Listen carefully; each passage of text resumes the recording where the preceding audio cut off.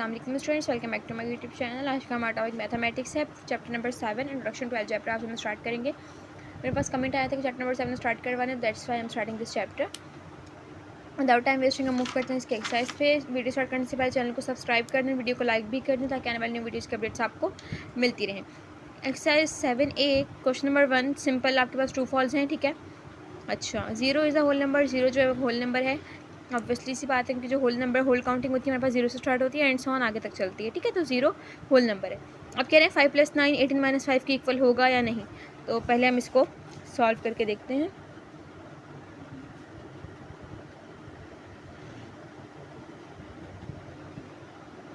Five plus 9 क्या होता है हमारे पास, 9 10 11 13 14 14 और 18 - 5 अगर आप करेंगे तो आपके पास आंसर आएगा 13। तो 5 + 9 18 - 5 जो है वो इक्वल नहीं है, तो आपके पास ये हो जाएगी स्टेटमेंट फॉल्स।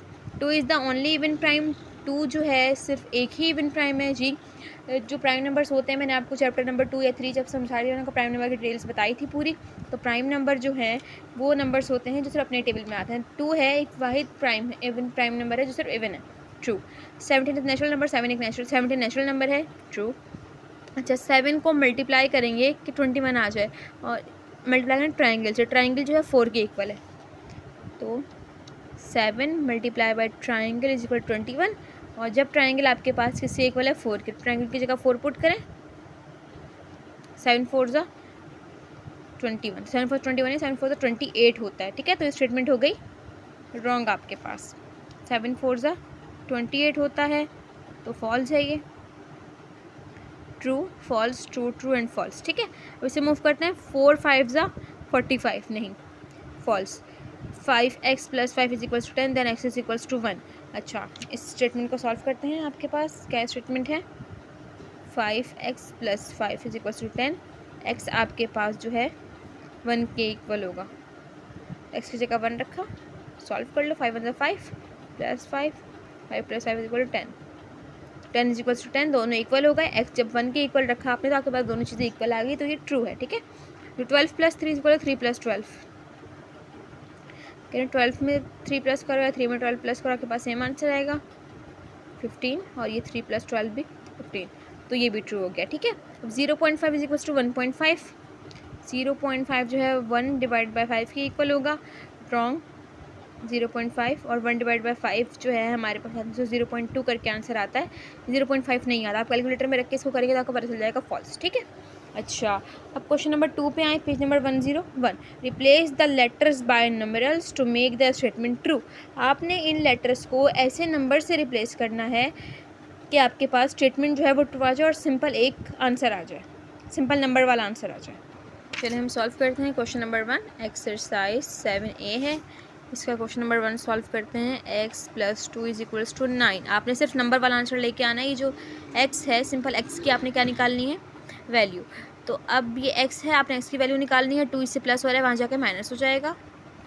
एक बात याद रखनी है आपने कि जब भी आप = 2 के उस तरफ किसी नंबर को लेके जाते हैं तो उसकी आप साइन जो है वो चेंज कर देते हैं। 9 - 2 आपने करना है, 9 में से 2 गए, आपके पास क्या बचा, 7। तो सिंपल आपके पास आ गई इसकी वैल्यू, ठीक है। अब आपने इस स्टेटमेंट को बताना था कि आपने स्टेटमेंट जो निकाली है वो ट्रू है, बिल्कुल, ठीक है। तो अब आप कैसे बताएंगे, x = 7 है, इसकी वेरिफिकेशन करनी है आपने, मतलब बताना है कि ये वाली स्टेटमेंट जो आप निकाल रहे हैं बिल्कुल ट्रू है। तो आप क्या करेंगे, यहाँ पे लिखेंगे वेरिफिकेशन की हेडिंग, ठीक है। अब इसको वेरीफाई करना है आपने। x की वैल्यू क्या है आपके पास, 7, तो आप x की जगह रख दें 7, x + 2 = 9, x की जगह 7 रख दें, +2 = 9, 7 + 2 9, 9 = 9। अगर दोनों तरफ से सेम आंसर आ गया मतलब आपने x की वैल्यू ठीक निकाली है, ठीक है। तो आपके वाला क्वेश्चन है ट्रू। नेक्स्ट आपके पास क्वेश्चन लिखा हुआ है 7 - p = 2, 7 - p = 2 आपका क्वेश्चन है। आपने यहाँ पे भी सेम ऐसे करना है, -p है, वहाँ जा 7 प्लस है, वहाँ जाके माइनस हो जाएगा, -p 7 - 2 5 बचा, और 5 माइनस का आएगा क्योंकि साइन हमेशा बड़े नंबर की आती है। हमेशा आप जो साइन है वो बड़े नंबर की लगाएंगे। मैं प्रीवियस चैप्टर जो लगा चुकी हूँ तो उनमें आपने सीखा होगा कि साइन बड़े नंबर की आती है, ठीक है। माइनस में दोनों तरफ माइनस, दोनों तरफ से माइनस कट हो जाएगा, p इक्वल्स टू 5 आपके पास आंसर आ गया। अब p की जगह 5 पुट करें और इसकी क्या कर लें, वेरिफिकेशन। ठीक है,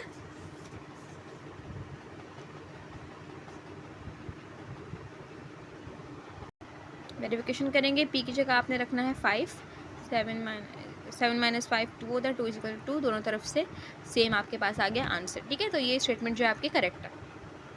नेक्स्ट है हमारे पास 3y माइनस 15। अच्छा, अब ये 3 जो है y से मल्टीप्लाई हो रहा है, प्लस माइनस नहीं हो रहा, तो प्लस हो रहा तो वहाँ जाके माइनस किया था, माइनस हो रहा तो वहाँ जाके प्लस किया था, अब मल्टीप्लाई हो रहा तो वहाँ जाके डिवाइड कर देंगे। ठीक है, याद रखना है कि प्लस और माइनस का कॉम्बिनेशन होता है और मल्टीप्लाई और डिवाइड का हमारे पास कॉम्बिनेशन होता है। जहाँ मल्टीप्लाई हो रहा है वहाँ डिवाइड कर दो, जहाँ डिवाइड हो रहा है वहाँ जाके मल्टीप्लाई कर दो। 3 1 ज़ा 3, 3 5 ज़ा 15, तो y इज इक्वल्स टू 5। उसकी वेरिफिकेशन करनी है आपने,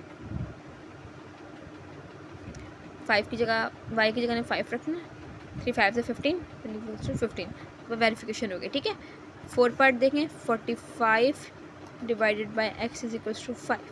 अच्छा, अब 45 जो है वो x से डिवाइड हो रहा है तो वहाँ जाके मल्टीप्लाई हो जाएगा।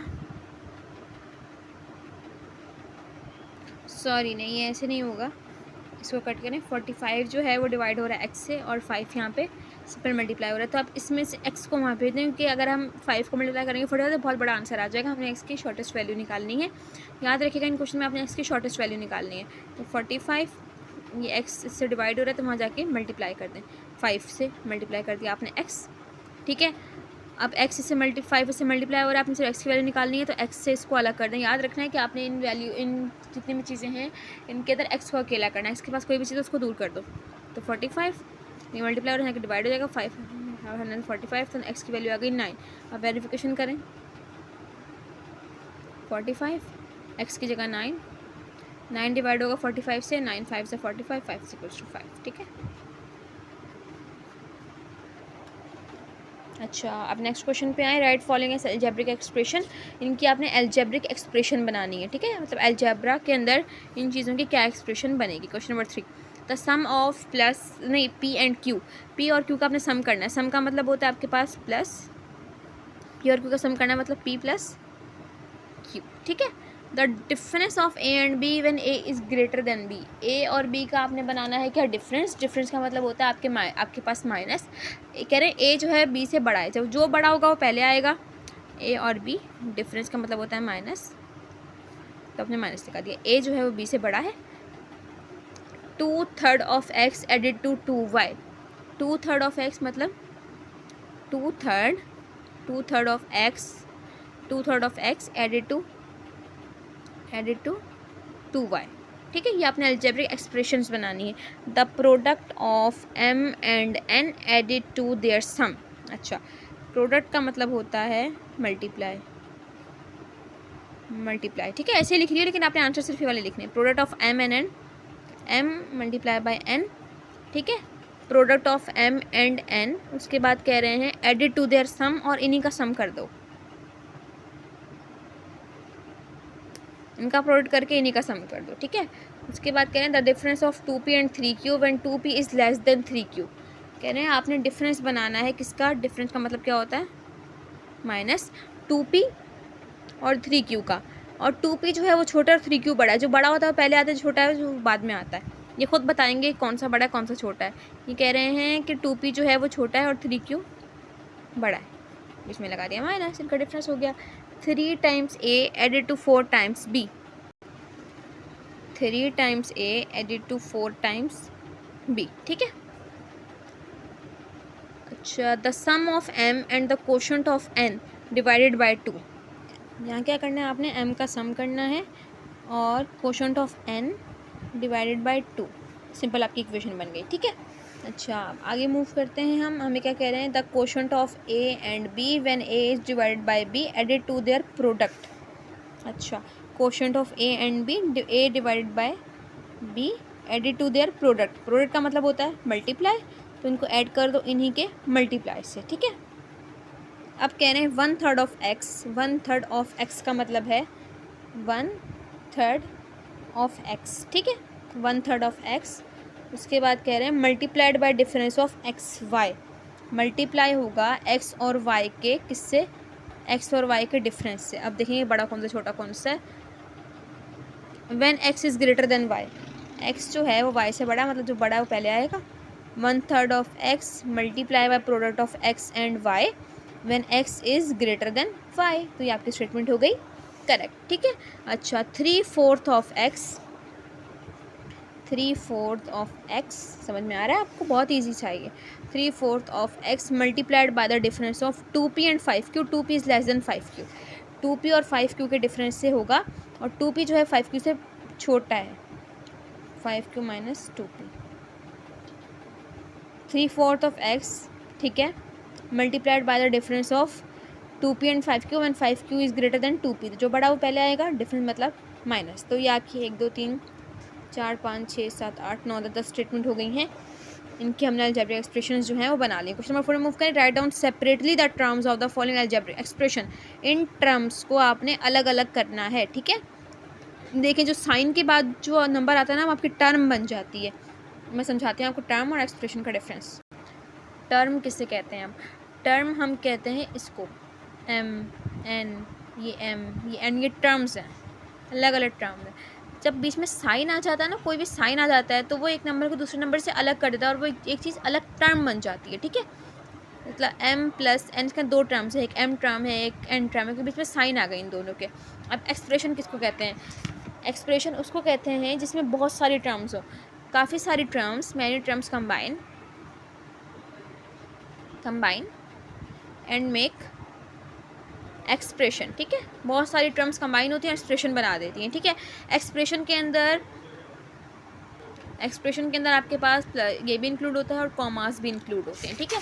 तो अब हम नेक्स्ट क्वेश्चन करते हैं। कह रहे हैं क्वेश्चन नंबर 4 में कह रहे हैं आपने टर्म्स को सेपरेट करना है। तो सेपरेट कैसे करेंगे आप टर्म को? यहाँ पे 3 टर्म्स हैं, हर टर्म को आप क्या कर दें?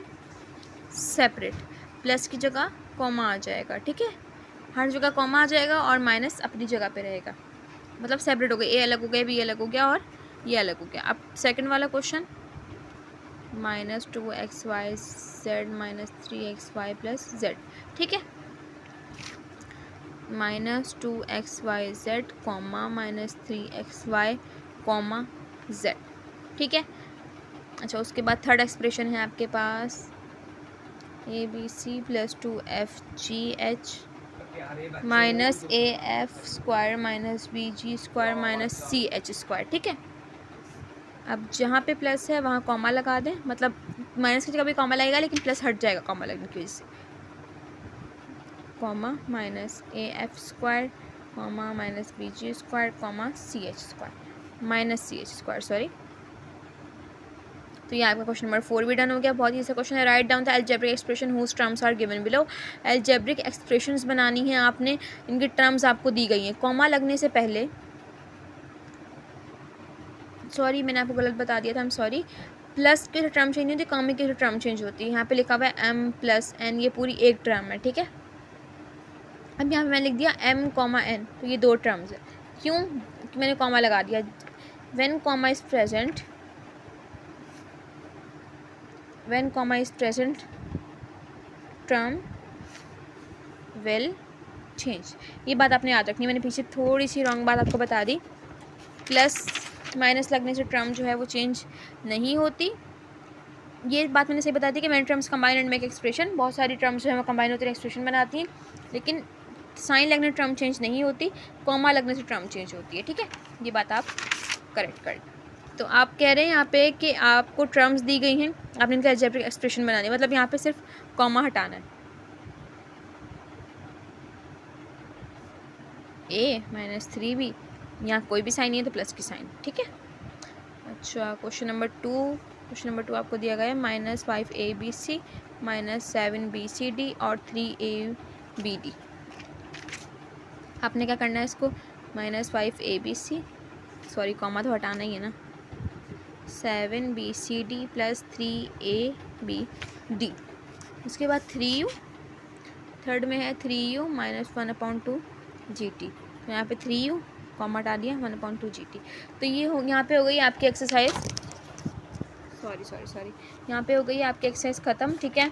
अब हम नेक्स्ट वीडियो में अपलोड कर दूँगी जिसमें आपको क्वेश्चन नंबर एक्सरसाइज 7b समझा दूँगी, मैं इसी के साथ वीडियो अपलोड करूँगी, ठीक है, दोनों वीडियो एक साथ अपलोड कर दूँगी ताकि एक बच्चे को करना था ये वाला क्वेश्चन, ये वाला चैप्टर, तो वो इजीली कर सकें, ठीक है। अल्लाह हाफ़िज़।